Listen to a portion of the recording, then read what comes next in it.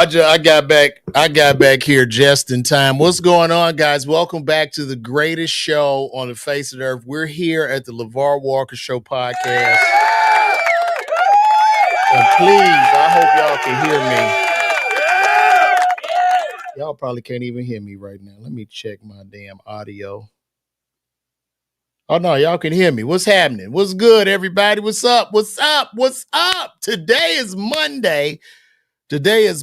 We are approximately 6 days away from me coming to Houston. I'm going to be at the Punchline Comedy Club in Houston. Tickets have been moving. Please get those tickets so you can hit that. We got a few tickets left. You could scan this QR code right here.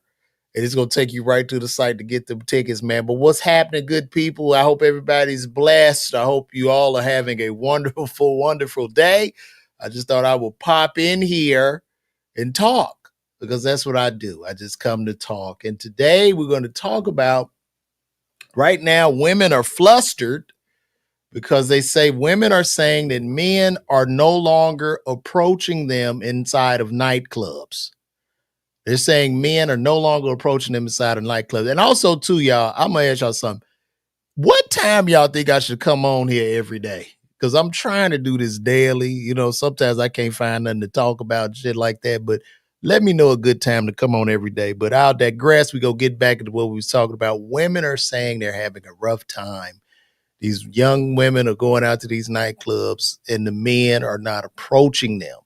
And they want to know why. And here we have a woman here that was talking about. Let's see. Men don't come up to you, not even bitches. Nobody comes up to you in the club. Nobody comes up to you in the club. They be scary as fuck, and I don't understand why. I can tell you why. Okay, men right now in 2025 are pretty much terrified of women. Not all men, but most men are terrified. You know, I'm married, you know what I mean? I'm not in the streets. But what I hear from my friends is just the dating scene has become somewhat transactional. Men are looking at women in 2025 more so as liabilities versus assets due to the transactional nature of today's relationships. So, yeah, you're in the club, they're in the club. And furthermore, the club scene to me is just so whack. It just doesn't even make sense. Nobody dances, everybody's sectioned off. It's just to sit there and scroll the phone. And a lot of women, you know, guys go up to a woman, try to approach her. They don't smile back. They don't look at them and shit. And a lot of women in these nightclubs, they already did. A lot of women go to these clubs knowing who they're there for, if that makes any sense. From back when I was in the clubs, that's what I saw. You know, it'll be 2,000 women there for about 5 dudes, and you know, and everybody else is in the background, whether that be your basketball players, athletes, entertainers, or just super high net worth guys. Well, now in 2025, guys like, nah, I'm not hollering at nobody. You know what I mean? Guys are looking at women and they see a bill. And that's what's happening. That's why they're not coming up. That's why they're not talking to you. And even further than that, they're scared because they don't know if they're going to be on a TikTok challenge. They don't know if they're going to be called some type of creep or stalker or anything. So yes, the men are terrified. They're not going to approach you. I don't know how that situation will be remedied. I believe now I wouldn't know how to date. Like, you know what I mean? If something happened to me and my wife, God forbid, I wouldn't. What you say? It ain't no damn 10 viewers over here. I got 45 here and about 20 on Instagram. But anyway, I wouldn't know how to date. I wouldn't know how to approach nobody because I'm guessing everybody only wants to talk through the internet. So I guess people will feel safer meeting someone online because I guess you can do security checks and see their lifestyle and everything you want to know before even talking to the person. So I guess nowadays to approach somebody in real life, it must seem very, very awkward. We know the youth, they're glued to the screens, they talk to each other through these computers.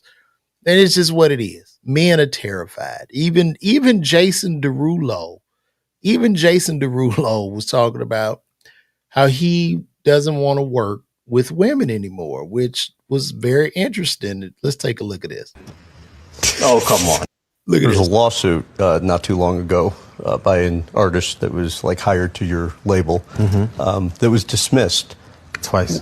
What did you learn going through that? Never work with women. Oh, come on. There's truth in every joke. But it's a sad truth. Like, I will never be alone in a room with a woman that I work with. Like, ever again. Why? It's too risky. That case was dismissed twice in two different states. And there's hardly no mention of it online.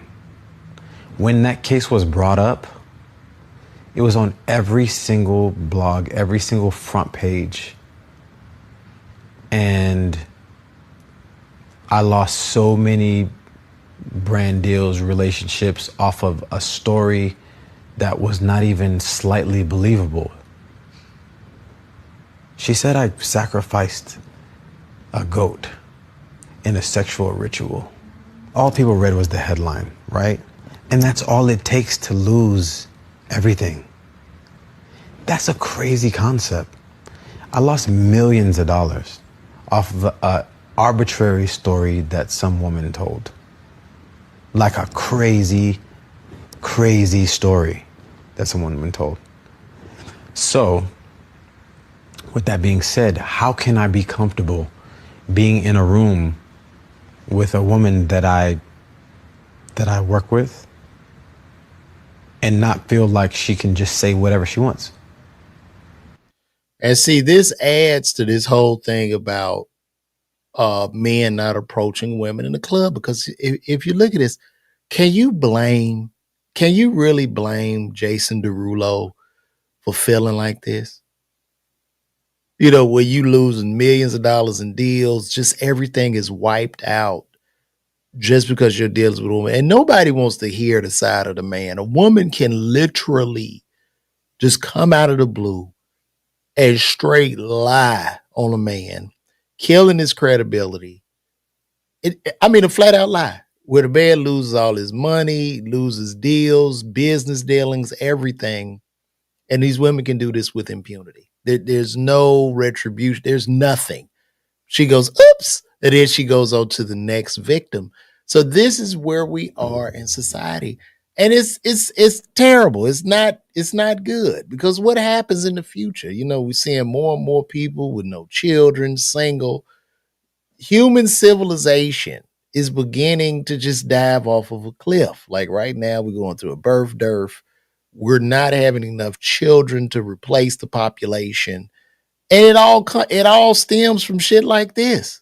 Like nobody, and I don't necessarily think by design. By design, humans are not necessarily built to be alone, right? But the way society has vilified men, you scared to go to the gym. You got to go to the gym with blinders on because you don't want to be on the TikTok with some woman calling you a creep, and all you did was ask her if she threw with the machine. This is where we are in society right now. And there needs to be something to where when these women do this, because women, y'all got to understand, y'all are really, really protected. When these women do something like this to a man, there's just no recourse, no retribution. But I believe they should be shamed or something. Other women should stand up and be like, yo, that was messed up. You did the man like that. And it's just wrong. It's just wrong on all accounts. So that's where we at in society. This is weird times that we live in now. It's very, very strange. As far as that club shit is concerned, I really don't know. I think clubs at this point are just pointless. I mean, you stand around in the club. Like I had to do a comedy show And it was cool. It was a younger crowd, younger vibe, but it was more of a nightclub like vibe. And I was just in there like, I guess that's the old man in me. Like I'm almost 50 and I'm just sitting there like, what the hell is this? Why am I here? Why am I here? But I did it because I gave my word I would do it. But just looking at the dynamics and the parameters inside of these club institutions, it's just terrible. Nobody's really having a good time. It's just people are there, and most people seem miserable. You know, you get you a section, I guess, for you and your friends, but it's bad. Nobody's dancing. Nobody cares. There's no love in the room anymore. The whole club is sections. The dance floor is the smallest thing you'll ever see in life. You could just stand and look stupid, sipping your drink. And I even do a bit about that. Like nowadays, if you don't have a section in the club, it's like you homeless in the club. You don't have any land to occupy. You have no place to sit. So you can't even, on a college student's budget, you can't even afford to be there or to get a woman. It's really, really sad, man. Really, really sad, guys. And there's so much going on.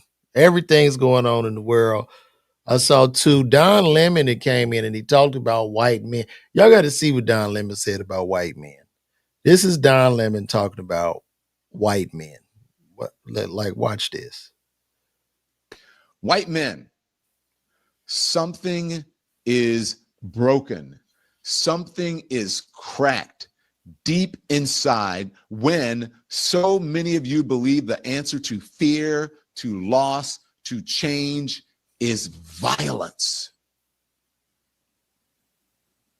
Are you listening to me? I hope I'm saying it loud enough for the people in the back. I don't know how Don Lemon says this shit while being married to a white man. Like you are there with the violent man in your bedroom, right? How do you say that? And that's your husband's people. It was probably a lot of good available black gay brothers out here. You didn't get him a shot. You didn't want to marry them. You would rather marry this evil white man. Like that just invalidates everything you have to say, Don Lemon. Like, you know what I'm saying? Like, it's so crazy to me. That's just like these niggas that always talk about white people. They got a white woman or some shit at the house. It's stupid. It doesn't make sense. It invalidates your whole argument. It invalidates everything you're saying. It's crazy. Let me see. I'm married, but are they approachable anymore? I don't know if these women are approachable out here. Women, let's ask the women. Let's ask the women. Elliot Harris just asked, he married our women approach. Women, are you approachable anymore? Can you answer that question? I'm not a woman. I don't know. How does it invalidate what I said about Don Lemon? Because it does. Okay? Like, you can't call out a whole group, call them sinister, and then be married to one. If you really felt that way, you wouldn't marry one and spend the rest of your life with one and let them go up your back. You wouldn't do that. Let me see. P. Chaz Vaughn. Now the men that want to approach me at the club be married and want to sit and talk. No MF. Okay. All right. How you know they married though? Do they come up to you saying they married? I agree, Bryant Turner. It is over for the club. How old are you, Bryant? See, sometimes I gotta ask younger people because I'm almost 50. I'm 48. So I don't really know. It's not my place to say if it's over for the club because I'm an old man. I shouldn't be in the club. But let me know. Let me know, guys. Shout out to everybody on Instagram, Facebook, Twitter, TikTok, everywhere. Remember, guys, this Sunday, I'm going to be at Houston at the Punchline. Scan this QR code, get those tickets. It's going down. Tickets are moving, man. Shout out to everybody in Houston. Shout out to my people in H-Town, baby. Y'all pulling up, man. And shout out to Xavier University. All the alumni. Appreciate you guys, man. Yeah, you might be a little too old to say that, Bryant, because you 59. We really got to ask the young people.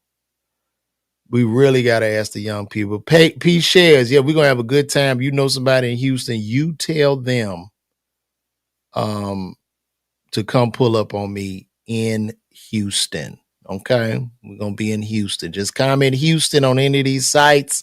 I will DM you a link to get those tickets. And that is what it is, man. That is what it is, man. So much going on in the world. You remember the 90s? Yes, the 90s was popping. That's when the club was good. We were dancing. In the 90s, you go up to the girl, everybody be slow. It's a slow jam on, and you get behind her. You know what I'm saying? You do your wiggle. That was we do in the 90s. You know what I mean? That R. Kelly come on, and you just squeeze in there. You know, you see the girl, you got your drink. You like when you would get up on a girl back in the 90s or the early 2000 club, your song come on. You got your drink in the hand, right? You got drink in hand. So you got your drink, you know what I mean? You just start kind of, you do a little, just a little bop, do a little bop. And then you just kind of scoop down on in there, right? You don't look at the girl. You never would look at the girl before you like got behind her and start dancing. You look away. You look away. You look away. You dancing, and then you do that. And then once once you feel that butt tap, that's when you look at her. Ah. But you get this, man. I did that shit one time. This girl looked at me like, the fuck? Like, that was just horrific. I was like, damn. Damn, boy. You told me what I look like right there. Yeah, you had to look away, P Shares. You couldn't just go up to him. You couldn't go like when the slow jam came on, you couldn't just go up to him like that. You gotta look away. You gotta you gotta be smooth with it, you know. That's how you would do it. You know what I'm saying? But I don't think they do that now because it ain't even no slow jams to dance to in the club. Unless they listen to old 90s music, it's hard to kind of grind on the girl listening to some damn NBA Youngboy. So that's a little rough. I'll be like, pop, pop, pop, and you can't really, you know what I'm saying? I feel like I'm Gucci Man in 2006. I don't even know how you get into the groove when that comes on like that. It's very difficult. Get them tickets, Houston. I'm on the way, baby. We're going to be there Sunday. I'm about to do this like the radio. We're going to be there Sunday. Sunday in Houston. It's going down. I'm your magic man, Houston. Houston Punchline, that's the place to be. Get those tickets right now. It's going to be an award-winning weekend. Click the link right there. Scan that QR code. Let's go, Houston. It's going down. Yeah, bro. Come on, Pat. Pat say you get a charge for that now. You go up and scooch up under a girl, the security gonna grab you by the throat and throw your ass up out of the club. You ain't lying, bro. You can't do shit now. Oh boy.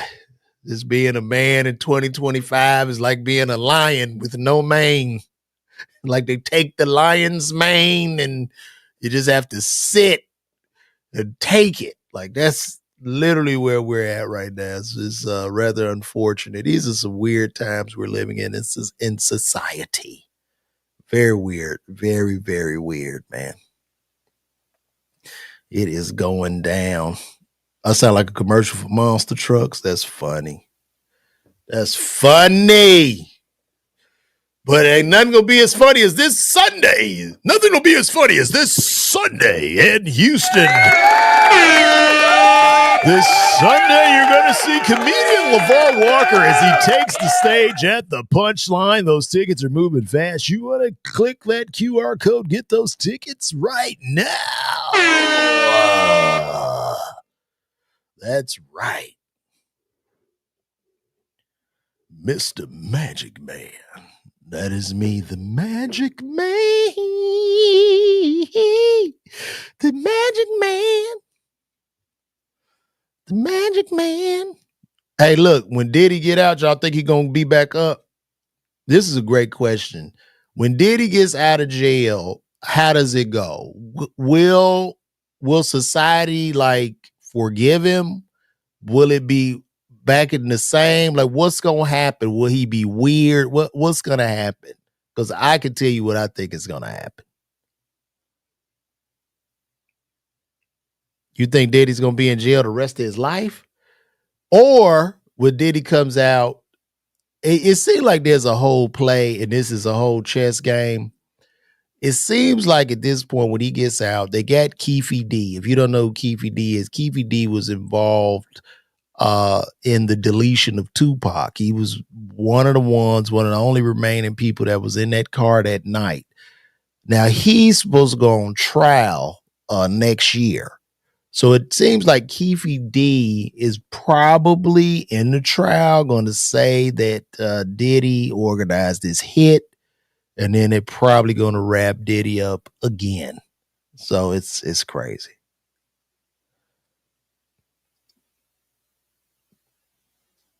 He's going to get a lot of gay questions. He going to be on everybody's ass, no Diddy. I don't think I made it, but you say you're gonna get a lot of gay questions, but that will probably be the best thing for him to come out and say, I am a part of the LGBTQ community. And then there will be a celebration and a parade. All will be forgiven. And then he could put out his new essential baby oils, Diddy oils. And people are gonna, it's just what it is, man. It's what it is. Like I said, in watching that documentary, most of those people that were speaking did not seem like victims. They seemed like accomplices to crimes. And when the checks were up, now it's time to sing to the high heavens. Man, when R. Kelly get out, I'm gonna be 90. I guess he'll get out. We all be in the nursing home or something. And shit. But if I'm a singer right now, like who hot? Like I love this cat Leon Thomas. I think Leon Thomas is like the dopest out right now with this R&B shit. Like Leon Thomas is him. And I would say to Leon, man, go put something on Kel's books, man. Let him just write you a hit. Cause he got hits yourself, but let Kel's put a little bit of that Kelly magic on there. Go throw him some money, for some noodles or something. And then we get like the real jam. But don't get it twisted. That Leon Thomas is him, boy. Woo! I can't play that album enough. You say that baby will make me think about the movie Blink Twice. That's funny, man. That's funny right there. See your ass funny, man. That's funny there. Yeah, buddy. Yeah, buddy. But yeah, guys, anyway, Houston, I'm on the way. Get those tickets. I'm getting updates of these tickets selling. Them shit selling like hotcakes. Shit, I'm about to make another trip to Houston after this one. I'll tell you that. Let me see. There it is. Well, guys, I guess I'm going to wrap this up. I'm not going to hold y'all hostage much longer. Do you guys think I should do this at a certain time every day? I'm going to ask y'all. It's not Diddy wasn't even. I don't think that Diddy's gay, bro. I don't think he's gay. You know what I mean? I think you just got a lot of people mad and willing to say anything. And I know like Kirk Burrows and then the producer Little Rod.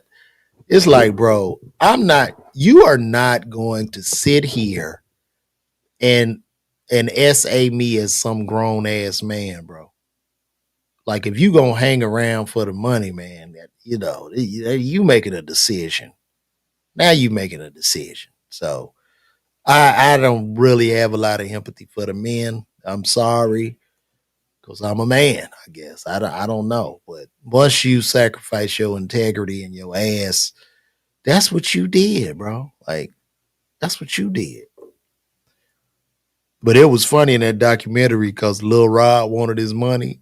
And then he kept calling him, yo, playboy, you know what I'm saying? Like, don't let this money come between us, man. Little Leon. He gave him a little pet name, little Leroy. Little Leroy, come on, daddy. Don't let money, like money don't mean nothing, daddy. You know what I'm saying? I don't know what's wrong with you, daddy. Like, but don't let this money, we gotta go get lawyers, daddy? Let's make history, daddy. That damn Puff, you had to sue that nigga for your money. Puff was like, fuck it, everybody sue me because Puff don't make money. See, Diddy don't make money. The money goes to a corporation, which he's not an owner of. Mama make all the money, but you can't get to mama. Like, that's what's going on. Don't mess up what I feel about you, playboy. Like, I know it. I just want you to make these hits. I'm not gonna pay you nothing, but just keep making the hits, daddy. Ain't no nigga about to get me out. Mama, I'm just gonna leave. I'm gonna give you one song, nigga, and I'm out. When that money come up, I'll be back. And we could do it per song, however you want to, but I'm not sticking around. And look, to all artists, to all entertainers, we're in a different world, man. With this internet and shit, with everything being transparent, they can't blackball you as easily. You can put the word out on them and people won't fuck with them now. So, like, we just in a different world. You say that money go to Clive Davis. That's one man, ain't but I bet you ain't no documentary coming out on old Clive. Tell you that shit. No documentary on Clive and no documentary on that Abercrombie and Fitch CEO. What was his name? Old Leatherface. They don't talk about him.